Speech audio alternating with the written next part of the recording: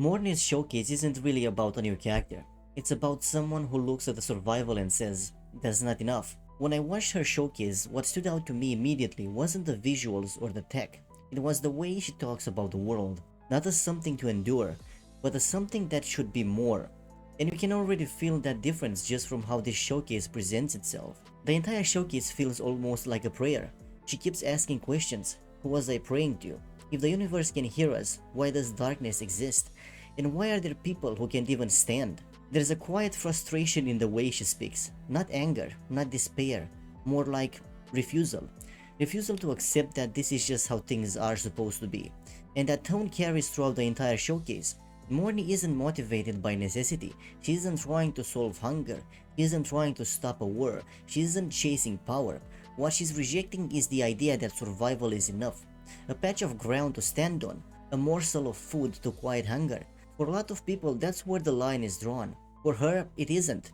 She looks at the world that has never seen the sky and decides that's unacceptable. Not because it's efficient to change it, but because it should be changed. And that refusal to settle is what leads directly to the project she becomes known for. The project she proposes, creating an artificial night sky, is dismissed by other researchers. Too many resources, no practical benefit, completely unnecessary. And from a purely logical standpoint, they're not wrong.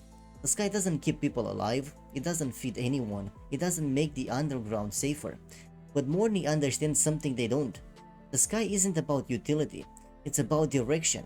It's about reminding people that there is something above them, something worth looking towards.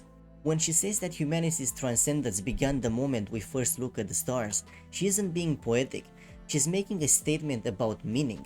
But believing in something like that doesn't come without a cost. When the Void Worm attacks during the project, Mornye loses her legs. And what's important here is how the story treats that moment.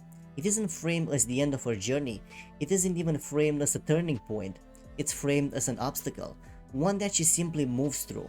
She's offered a new procedure, experimental, untested. No one before her has gone through it, and her response is simple. If there is no one before, then let her be the first.